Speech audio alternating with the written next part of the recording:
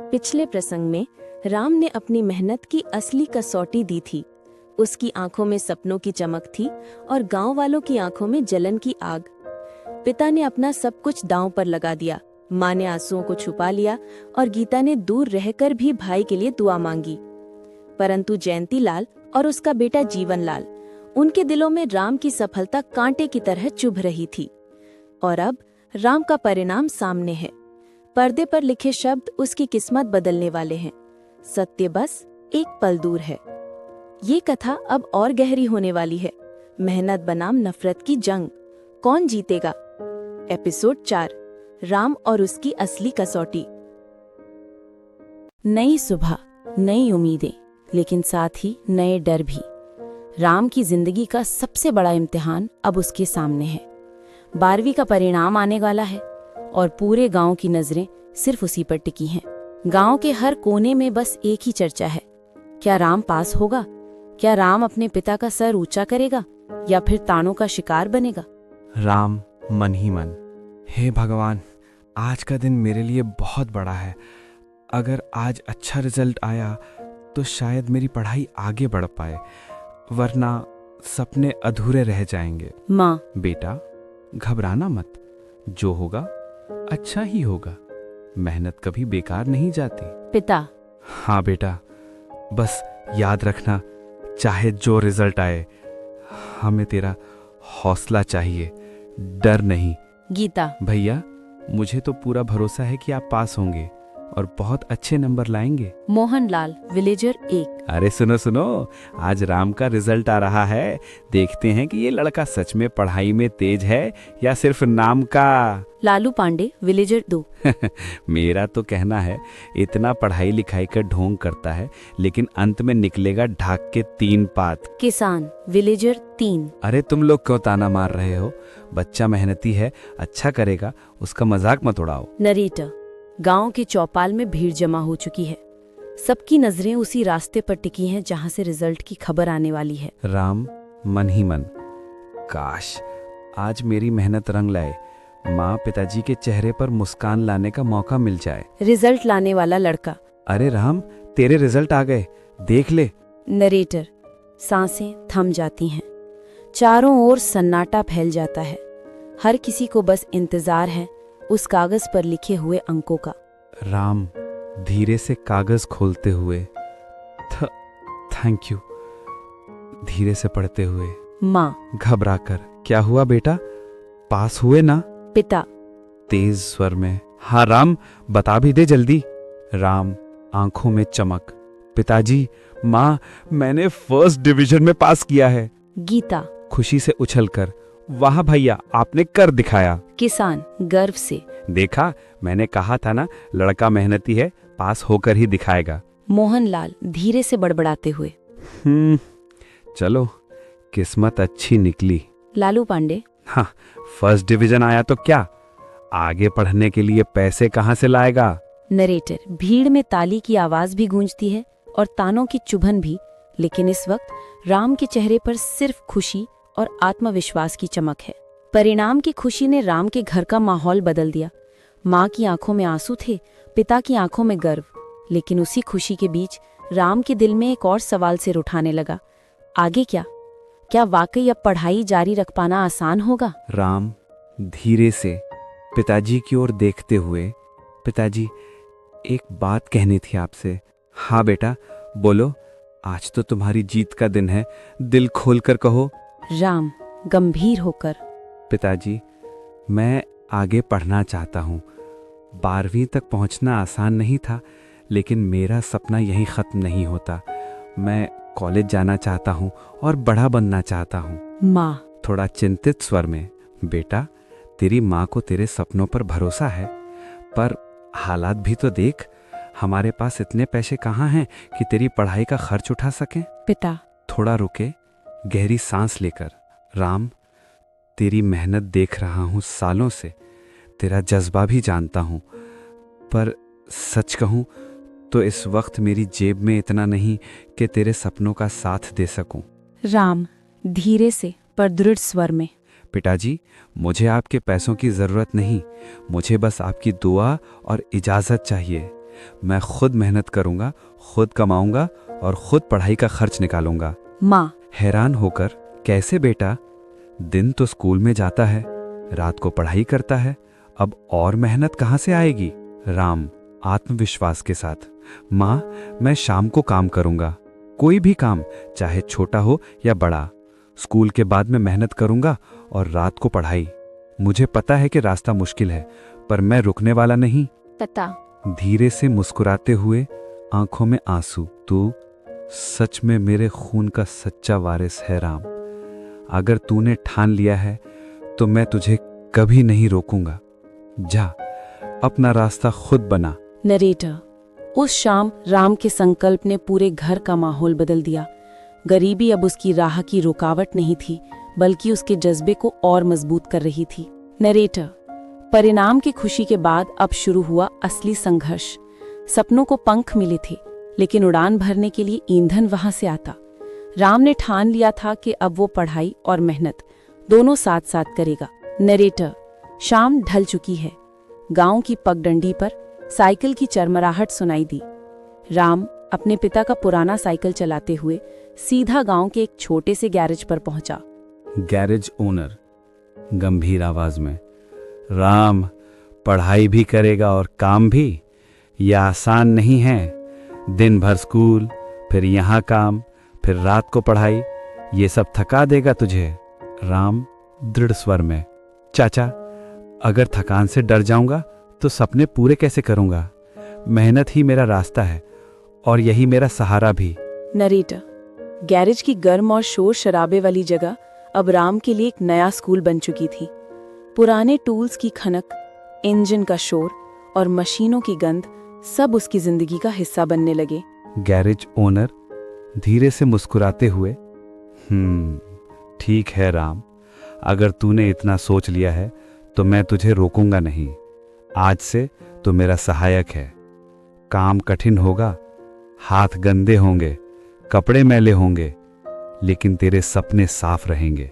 मुस्कुराकर, गंदे कपड़े मुझे नहीं डराते चाचा, मुझे तो डर है बस अधूरे सपनों से। नरेटर। उस शाम जब बाकी लड़के खेल कूद में मस्त थे, राम ने अपने हाथों में ग्रीस और पसीने की कमाई उठाई। ये उसका पहला कदम था उस मंजिल की ओर जो शायद अभी बहुत दूर थी। नरेटर। सुबह की हल्की रोशनी गांव की गलियों में फैल रही है। राम स्कूल से थका हारा घर लौटता है। राम धीरे से सांस छोड़ते हुए, आज भी टाइम निकल गया, लेकिन काम पे जाना ही होगा। नरेटर। वह जल्दी से खाना खाता है, किताबें समेटता है और 5-5:30 बजते ही घर से निकल जाता है।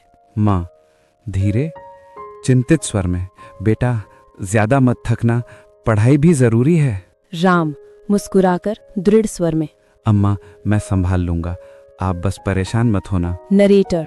शाम का आसमान लालिमा से भर चुका है। राम पैदल चलते चलते उस पुराने गैरेज तक पहुंचता है जहां उसकी नई जिद्दोजहद शुरू होने वाली है।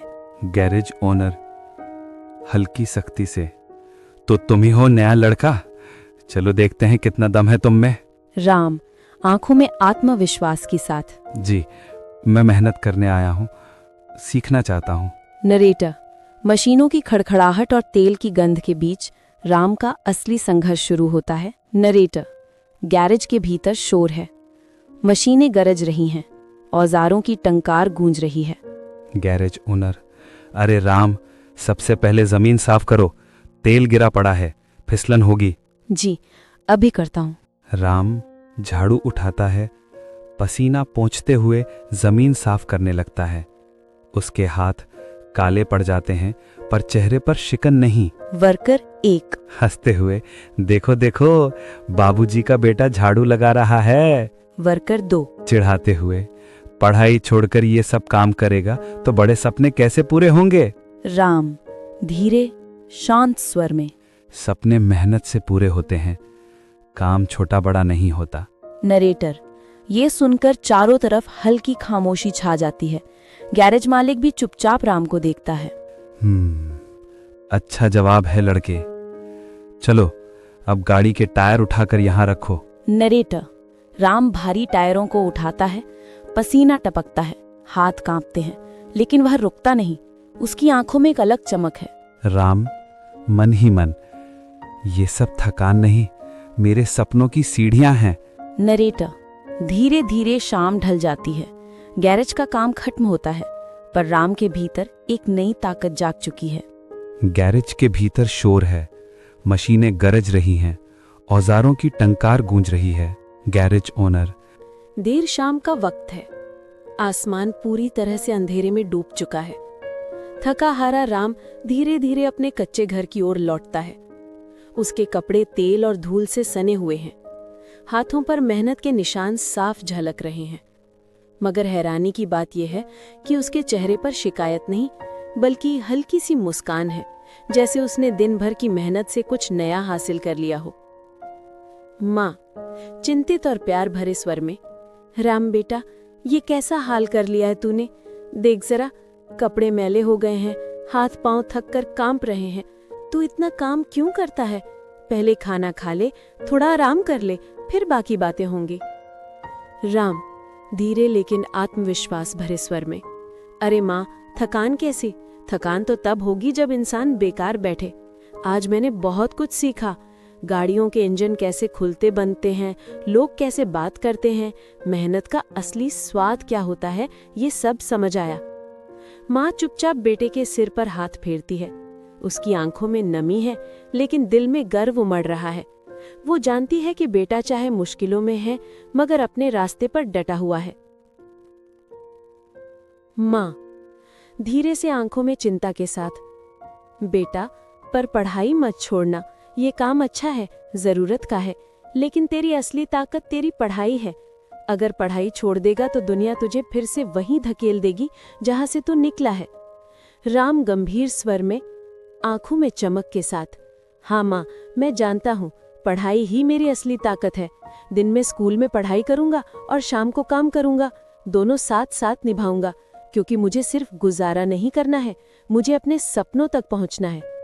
ये सुनकर माँ के चेहरे पर एक अलग ही सुकून उतर आता है। उसका दिल जानता है कि ये लड़का साधारण नहीं है।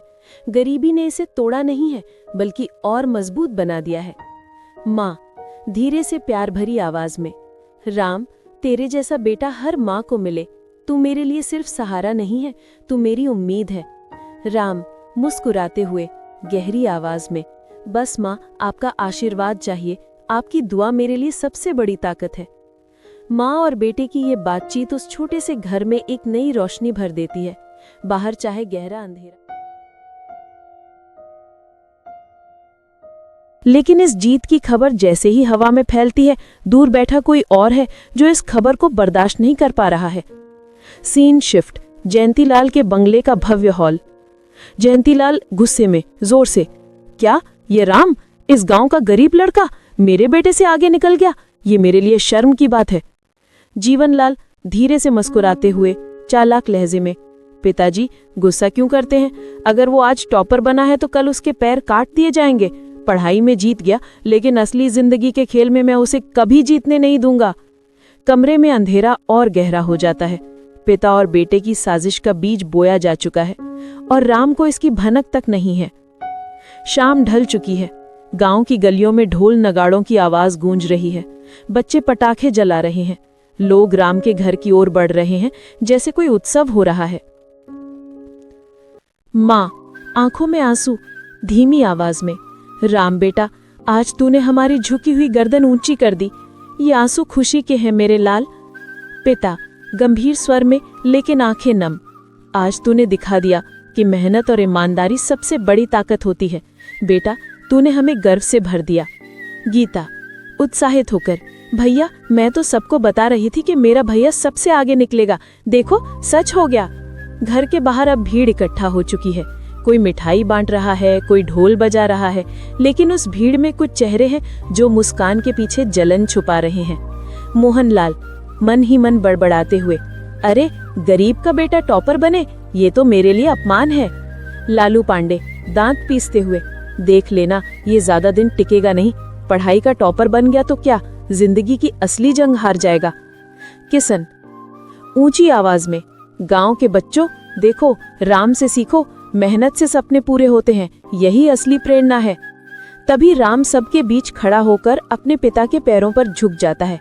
भीड़ अचानक चुप हो जाती है। राम गहरी शांत आवाज में, पिताजी ये जीत मेरी नहीं है, ये आपकी है। आपने मुझे संघर्ष करना सिखाया, माँ ने मुझे धैर्य दिया और गीता ने मुझे हमेशा हौसला दिया। पिताजी आंखें पोंछते हुए, बेटा आज तूने घर की गरीबी को छोटा कर दिया और हमारे हौसले को बड़ा। भीड़ फिर से तालियों से गूंज उठती है, लेकिन इन्हीं तालियों के बीच कहीं छुपा हुआ है आने वाले तूफान का शोर, जिसे सिर्फ किस्मत ही सुन पा रही है। रात गहरी हो चुकी है, बाहर सन्नाटा है, सिर्फ झींगुरों की आवाज गूंज रही है। कमरे में टेबल पर रखा पुराना लालटेन धीमी रोशनी दे रहा है। किताबें बिखरी हैं और बीच में बैठा है राम, आंखें आसमान की ओर टिकाए हुए। राम धीरे से खुद से, आज तो सपना पूरा हो गया, पर ये तो बस शुरुआत है। 12वीं पास कर ली, लेकिन आगे कॉलेज कैसे जाऊंगा? फीस कहाँ से आएगी? घर की हालत तो सबके सामने है। उसके चेहरे पर खुशी और चिंता का अजीब मिश्रण है, जैसे भविष्य की डगर दिख रही हो पर उस पर कांटे बिखरे हों। राम गहरी सोच में, पिताजी दिन रात मजदूरी करते हैं, माँ घर संभालती है, गीता की शादी की चिंता है और मैं कॉलेज के बारे में सोचूं? हाँ सोचूंगा, क्योंकि अगर मैं पढ़ूंगा नहीं तो ये गरीबी हमेशा हमारी जिंदगी से चिपकी रहेगी। उसकी आंखों में दृढ़ता चमक उठती है। वो किताब को कसकर पकड़ लेता है, जैसे किताब ही उसकी तलवार हो। राम दृढ़ स्वर में, मुझे रास्ता निकालना ही होगा, चाहे दिन में स्कूल और शाम को काम करूं, चाहे रातों की नींद कुर्बान करनी पड़े, मैं अपने सपनों को छोड़ूंगा नहीं। उसी वक्त खिड़की से आती ठंडी हवा में लालटेन की लौ हिलने लगती है, जैसे कोई अदृश्य साया उसके इरादों को चुनौती दे रहा हो। राम हल्की मुस्कान के साथ धीमी आवाज में, जिसे मेहनत पर भरोसा है उसे सायों से डर नहीं लगता। ये कहते ही राम अपनी किताब खोलकर फिर से पढ़ाई में लग जाता है, लेकिन उसे इस बात का अंदाजा नहीं है कि उसी वक्त गांव के एक कोने में उसकी किस्मत के खिलाफ साजिश बुनी जा रही है। उसी रात जब राम अपनी पुरानी किताबों और धुंधली रोशनी में अपने सपनों को संजो रहा था, ठीक उसी वक्त गांव के दूसरी तरफ जयंतीलाल का आलीशान बंगला जगमगा रहा था। रोशनी से भरे उस बंगले की दीवारों के पीछे छिपा था अंधेरा, जहां साजिशें जन्म ले रही थी। जीवनलाल गहरी आवाज में मेज पर हाथ पटकते हुए, पिताजी ये लड़का राम ये दिन ब दिन बड़ा सिर चढ़ता जा रहा है। आज बोर्ड का रिजल्ट आया और पूरे गांव में उसका नाम लिया जा रहा है। लोग मेरी तुलना उससे करने लगे हैं। सोचिए पिताजी, ये कैसी बेइज्जती है कि जयंतीलाल का बेटा फेल हो जाए और एक मजदूर का बेटा पूरे गांव में नाम कमा ले।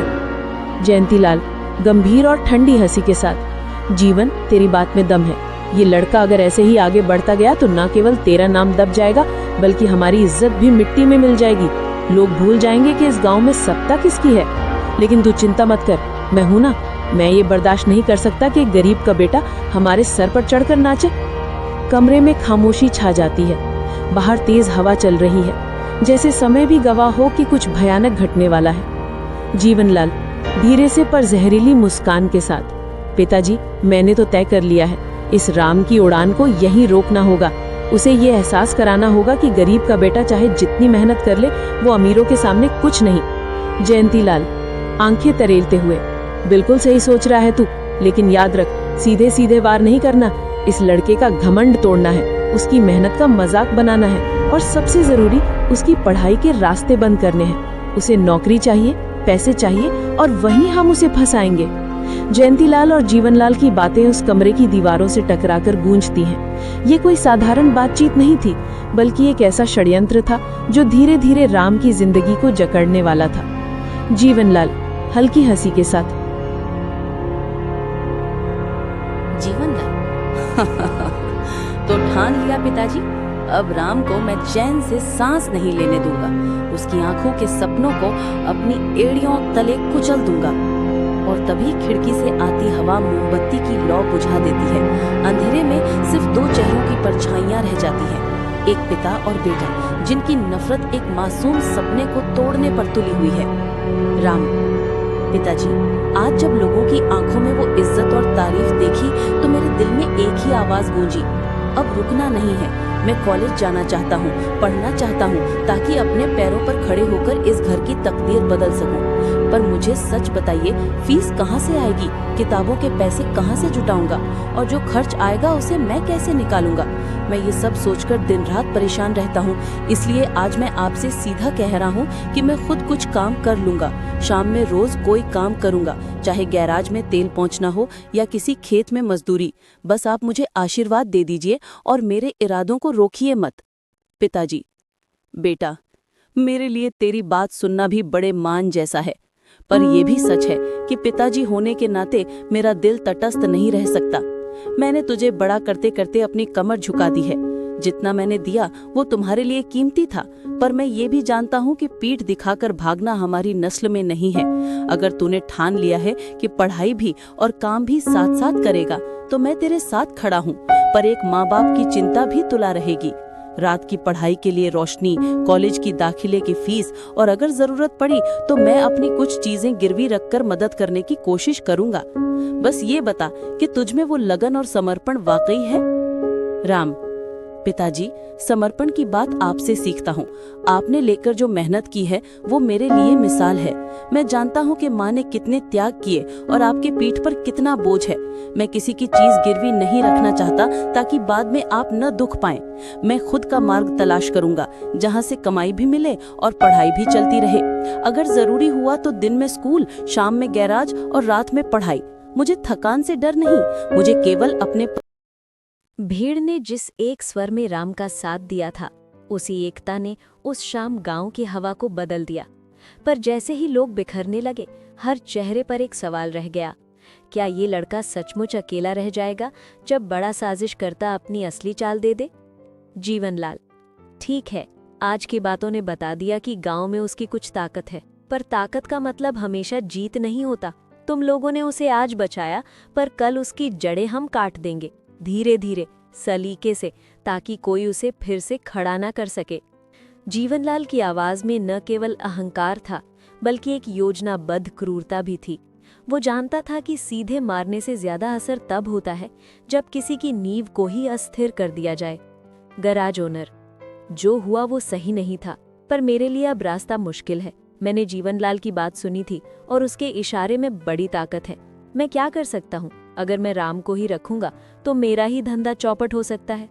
वर्कर एक, सख्त स्वर में, मालिक, आप ऐसे क्यों सोचते हैं? वो लड़का ईमानदार है, मेहनती है, और इसके लिए उसे सजा कैसे मिलनी चाहिए? अगर लोग डरेंगे तो गांव की हिम्मत टूट जाएगी।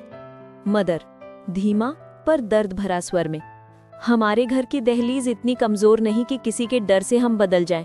राम किसी को कुछ नहीं छोड़ेगा, और अगर लोग उसके साथ खड़े हैं तो माँ को भी सहारा मिलता है। गीता, तीव्र आश्वस्त स्वर में, मेरे पति और ससुर के इशारों से जो भी करवाया जा रहा है, मैं उसे बर्दाश्त नहीं करूंगी। राम मेरा भाई है, और अगर किसी ने उसके हक में एक कदम भी पीछे हटने की कोशिश की तो वो समझ ले कि गीता भी खड़ी है। गीता की सख्ती ने गांव में एक नया जोश भरा, लेकिन उसी रात जीवनलाल ने अपने अगले कदम की रूपरेखा तैयार कर ली। वो जानता था कि कोई भी बड़ा काम बिना नक्शे कदम के पूरा नहीं होता। जीवनलाल, ठंडी योजना वाली आवाज में, पहला काम ये होगा कि उस लड़के के आसपास के छोटे छोटे सहारे खत्म किए जाएं। मास्टर जी को प्रभावित करो, गैराज मालिक को हल्का सा संकट में डालो, और कुछ लोगों को राजस्व या पब्लिक असंतोष के माध्यम से डराओ कि वो राम को छोड़ दें। जयंतीलाल, धीरे और प्रभावशाली स्वर में, हमारी औकात ये है कि कुछ कानूनी अड़चनें, कुछ सामाजिक दबाव और थोड़ी अफवाह ही किसी के भविष्य को पलट सकती है। जीवन, तुझमें धैर्य है तो चल, हम छोटे छोटे कदम उठाएंगे। जयंतीलाल और जीवनलाल ने मिलकर ये तय कर लिया कि सर्दी की तरह ठंडी और धीरे धीरे वे राम के चारों ओर की जमीन जला देंगे, ताकि वो खुद ही अपने कदम पीछे खींच ले। पर जीवन के पन्नों पर जो लिखा जाता है वो भी अक्सर किसी उम्मीद की लकीर छोड़ जाता है। मास्टर जी, गंभीर सोच में डूबे स्वर में, राम में एक असाधारण लगन है, पर क्या मैं अपनी बेबसी और अपने पद की गरिमा के बीच खतरा उठा सकूंगा? कुछ लोग आते जाते हैं और उनका दबाव किसी भी शिक्षक के लिए आसान नहीं होता। मास्टर जी के भीतर भी वैसी ही उलझन थी। वो जानते थे कि अगर वो राम के लिए खुलकर खड़े हुए तो उनका भी कुछ नुकसान हो सकता है, पर उनकी आत्मा स्कूल की इमारत की तरह खड़ी थी, ज्ञान की इमारत। पर बाहरी दबाव अक्सर आंतरिक मर्यादा पर भारी पड़ता है। सोमवती, ठंडी पर नियंत्रित आवाज में, हमारे पास समय है, आज हमने कुछ संकेत देखे हैं कि गांव में राम की शोहरत बढ़ रही है। इसे ऐसे ही रहने मत दो। मैं कुछ महिलाओं के माध्यम से माहौल बदलवा दूंगी। धीरे धीरे अफवाहें फैलेंगी कि पढ़ाई के नाम पर कुछ खिलवाड़ चल रहा है और लोग अपने बच्चों की सुरक्षा के नाम पर दूरी बनाएंगे। सोमवती की चालाकी सामाजिक भावनाओं को हथियार बना सकती थी। अफवाहें, खासकर महिलाओं और माताओं के डर से जुड़ी अफवाहें, हर समुदाय में सबसे ज्यादा असर करती हैं। किसान गहरी समर्पित आवाज में, हम उन लोगों को जानते हैं जो कठिन समय में साथ देते हैं। अगर हमें चाहिए कि राम खड़ा रहे तो हमें मिलकर खड़ा होना पड़ेगा। एक दो हाथ से क्या होगा, पर अगर सब मिले तो कोई भी बल हमारी राह नहीं रोक सकता। गांव के समर्थन और जीवनलाल की साजिश के बीच की कड़वी डोर अब कसी हुई थी। राम ने पिछले दिनों जो भरोसा और सम्मान कमाया था, वही अब उसकी ढाल भी बन सकता था और चुनौती भी। राम धीरे पर दृढ़ स्वर में, मेरा काम और मेरी पढ़ाई दोनों मेरी पहचान है। जो भी मेरे सपनों को तोड़ना चाहे, उसे पता होना चाहिए कि सपने मिटते नहीं, उन्हें लोग मिटाते हैं। पर अगर मिटाने की कोशिश करोगे तो मेरे साथ वो पूरी ताकत खड़ी हो जाएगी जो आज मेरे घर, मेरे गुरु और मेरे गांव में है। और यहीं से एक नई तनाबना लड़ाई का आरंभ हुआ, शब्दों से, चालों से, समुदाय के दिलों और दिमागों में जंग से। राम को अब न केवल मेहनत करनी थी, बल्कि समझदारी से भी अपने कदम रखने थे। और इसी समझदारी का पहला सबक आने वाला था, एक ऐसा पत्र जिस पर उसका नाम और कुछ आरोप लिखे होंगे जो राम की दुनिया में हलचल मचा देगा। धीमा, सस्पेंस बढ़ाते हुए अगले हिस्से में वही पत्र किस तरह गांव के दफ्तर से निकलता है और किसका हाथ इसके पीछे होता है, इसने राम की जिंदगी को एक नई कसौटी पर खड़ा कर दिया। To be continued.